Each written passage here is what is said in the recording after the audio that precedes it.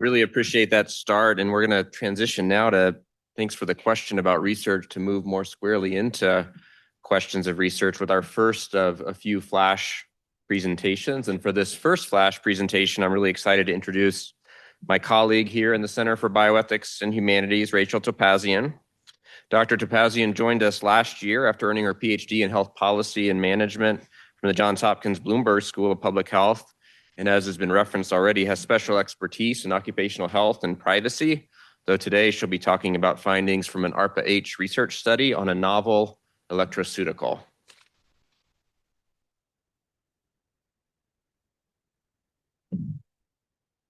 Great. Thank you so much, Matt, for that introduction.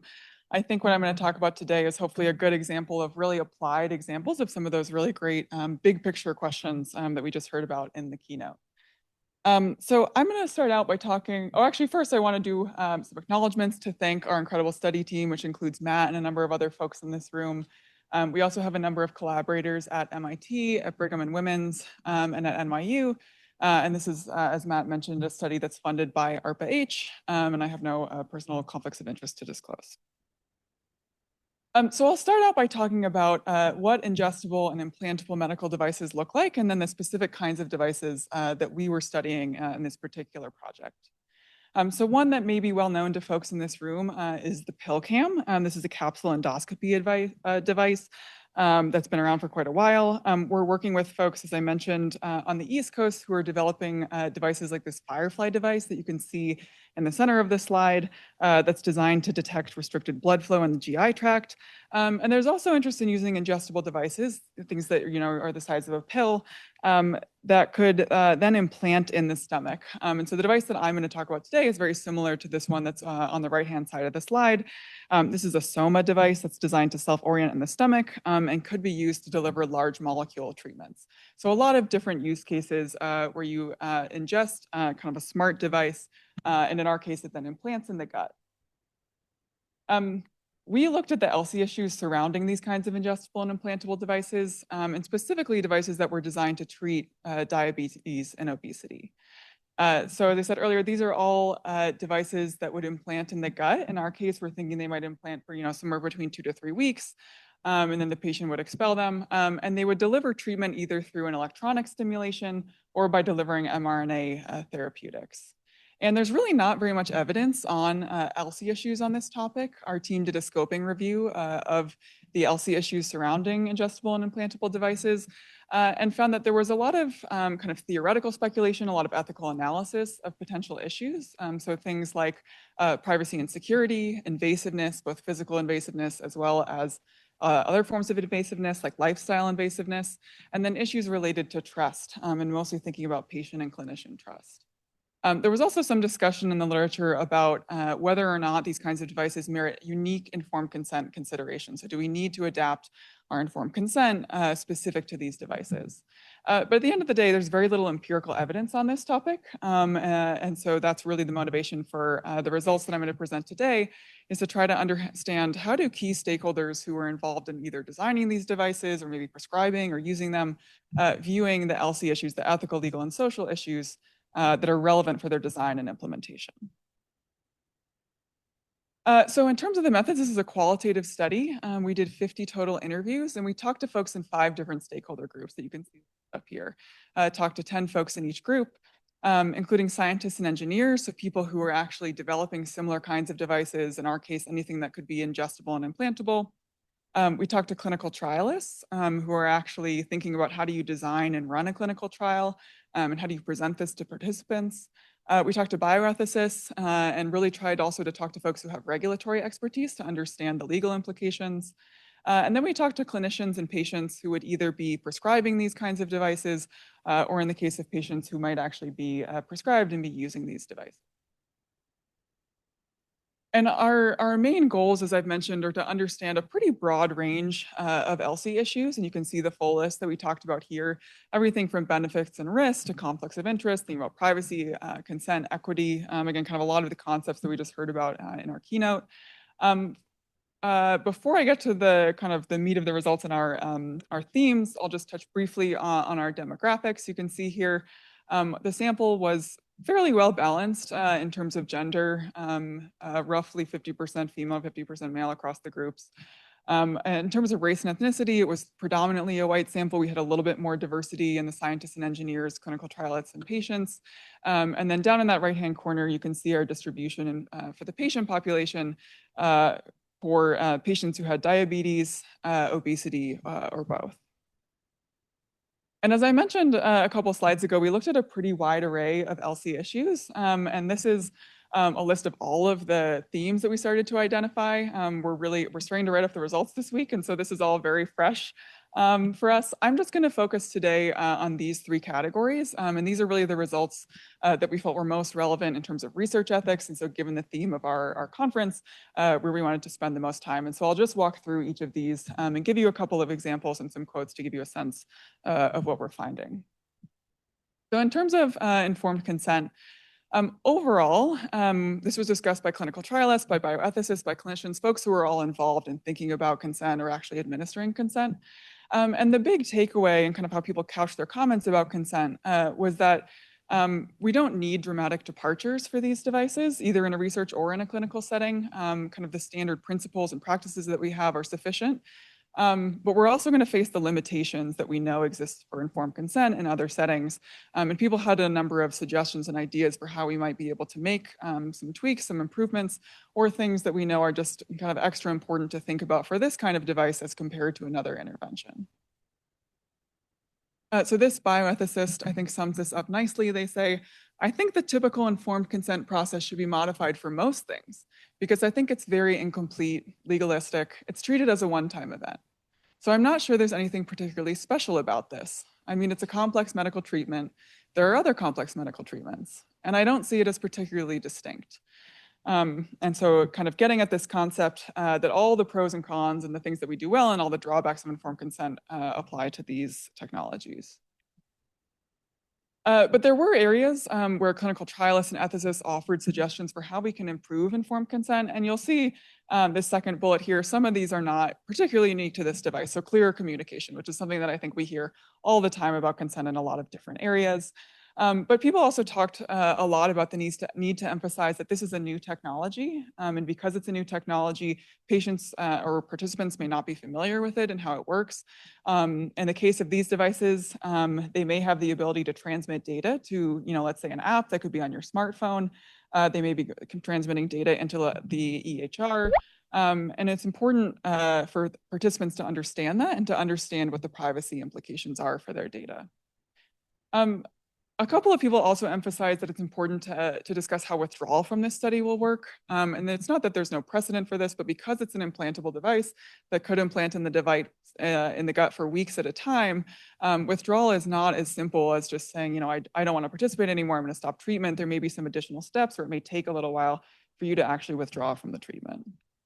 And this clinical trialist addresses this issue saying, I don't think withdrawal is a huge barrier, but it's certainly different from a project that just involves like red cap surveys where they could just withdraw by never answering you again, or they could withdraw by just not answering the next survey. But I don't think that's a huge barrier, and I think we make that pretty clear. So again, not proposing a dramatic departure in terms of how we've done device in other settings, but saying this is something that's particularly pertinent for this kind of device and that really merits additional attention. When it came to privacy, all of the comments about privacy and the discussion about privacy and concern about privacy was really couched against this concept that we have changing norms of privacy and that big data collection has been normalized, that patients and participants are used to that. And this may be a reason why we didn't see quite as much concern about privacy as we expected going in. This patient said, we've done ancestry DNA. I'm not real concerned. I mean, there's Google, privacy, there isn't much, right? And so if you don't have much expectation of privacy in general, that may not be too different if you're enrolling in a study for this kind of technology. The area that I think is most relevant to research ethics and to the discussion today were some of the comments around how do you balance collecting a lot of data to power a research study or to improve clinical care with protecting people's privacy. And we really saw mixed views across all of the stakeholder groups that we talked to. And we asked them, how do we balance collecting more data with protecting patient privacy and participant privacy?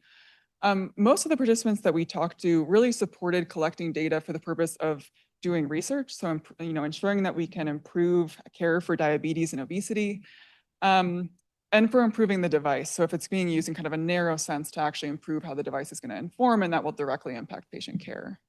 But clinical trialists, bioethicists, and clinicians that we talked to made a really clear distinction between research data and clinical data. And we've talked about this a little bit, right? Where they said, if you're collecting a lot of data for research, there's a really strong scientific reason why that might be good, why we might want to do that. And it's going to be protected because there's been an IRB review. This is going to be subject to HIPAA protections.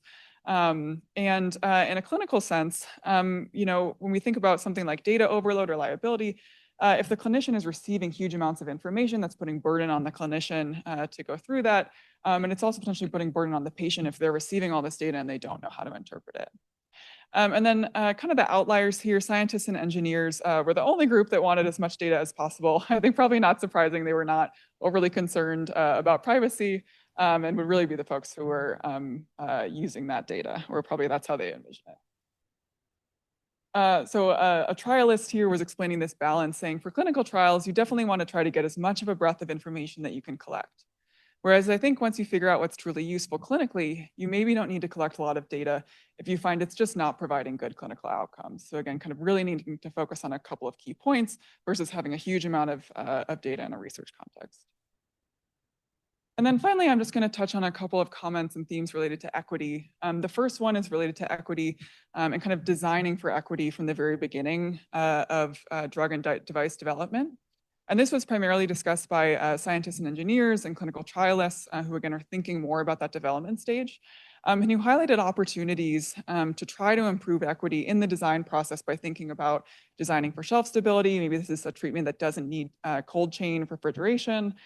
Choosing materials that are still going to be effective and are going to perform well, but that are maybe a little bit cheaper, and that may have an impact on cost down the road.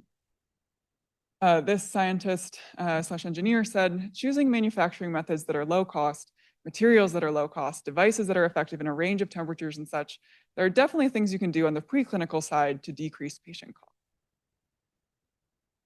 And then the final theme that I want to talk about is related to opportunities to improve health equity. And I think this is both, gives us some areas where there might be opportunities, as well as areas where we need to pay attention that we're not kind of exacerbating inequities with these kinds of technologies.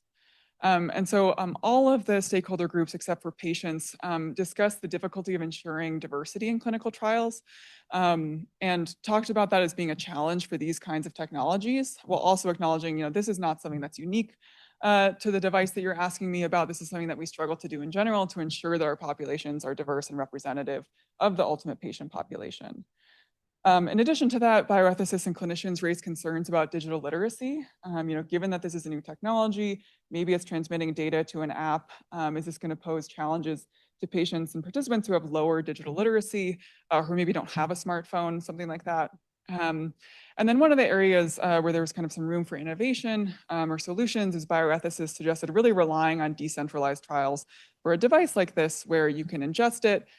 It's implanted for up to weeks at a time, and so it may reduce the need for patients to be going into a healthcare facility constantly. Maybe it's transmitting data on its own, and so you need fewer tests and things like that, which could be a way to try to diversify the participant population. And then this is a little bit of a longer quote, but I think gets at some of those trade-offs and so kind of the ways that technology can kind of cut both ways in terms of equity, where this clinician says, I think there's capacity for this kind of device to increase mistrust if it's kind of introduced to marginalized populations in a way that doesn't give them all the information or the autonomy and leads them to say, okay, we're being experimented on. And then they go on to say, on the other hand, if it's safe and effective, it has a role, and it's only been able to be accessed by high-income groups or privileged groups, then there's an issue in terms of the perception of not having access to something that's effective. And so we heard comments like this. People referenced Ozempic and other new treatments for obesity and diabetes, and raising the way that these can really be used positively to impact equity or can help exacerbate existing inequities.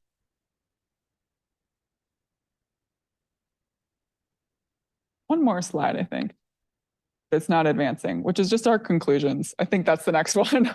Hopefully that's the next one. There we go. Overall, I think there was optimism. There were some areas where on that last slide, folks see opportunities to improve equity. areas where we might be able to improve informed consent and things like that. And optimism against the background that, if these devices actually and treatments actually manage to help improve treatment of diabetes and obesity, that's obviously a positive thing. But that was really tempered by concerns about LC issues, issues related to consent and how to communicate about the new technology, the privacy implications and withdrawal, thinking about how to balance data collection and privacy in general, and then thinking about how we really try to ensure equity and access to clinical trials and then access to novel treatments in general. So I will pause there and I'm happy to take any questions.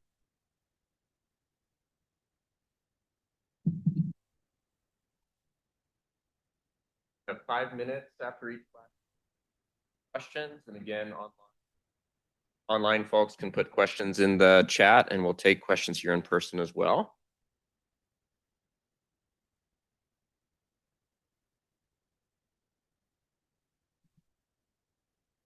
Thank you very much. That was very interesting. A question about equity. If I recall, all the clinicians were white. That makes it hard. Well, so so you're on the wrong foot, right? I mean, it's a global problem. That there's data that show that other races or ethnicities are more eager to participate in research if they're approached by somebody with their same race and ethnicity. So you're asking about the clinicians' comments on kind of who's willing to participate in research? Anyone, yeah, in terms of how to improve equity and diversity and enrollment. Yeah. Yeah, a lot of the comments that we heard from clinicians, I think many people acknowledged this challenge, right? And gave examples, either historic examples or certainly talked about, the GLP-1s and issues with resource allocation and access, and how, your ability to pay for those drugs has become a huge factor in access to care. I don't know that people really offered many solutions. And one of our additional findings in terms of equity was, people, I think, said a lot of comments like that we need to do a better job, that this is something that we should improve. We didn't hear much in terms of solutions, and no group really took responsibility in saying, I feel like this is part of my job when I'm in clinic or when I'm doing research and things like that, to combat it in XYZ way.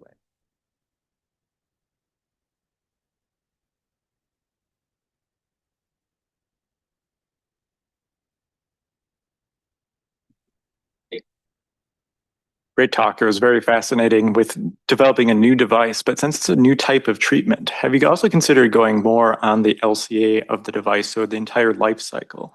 Because I've had homeowners reach out to me who are starting new prescriptions, and they're concerned if they're not part of the centralized wastewater treatment that they have to manage those on site in their septic systems. So considering that, there might be more hesitancy for even some of the population, even in the front range, to participate if they have to now manage a new electronic device in their own field site that might be stuck in the soil for quite some time. Yeah, I think that's a fascinating question and something that I think we thought people might bring up more. We didn't have a chance to ask about it directly. I think actually it was more on the scientist and engineer side and the development side. People did raise this as a concern and said, what's going to happen to your plumbing, what's going to happen to the water supply, things like that. But that's about as far as we got. And I think it'd be really interesting to try to look into that more. Yeah.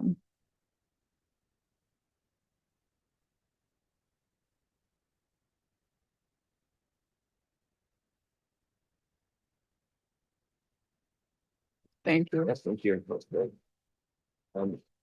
We are actually now at the moment for a break. So we have about a 15-minute break before we reconvene at 1:50.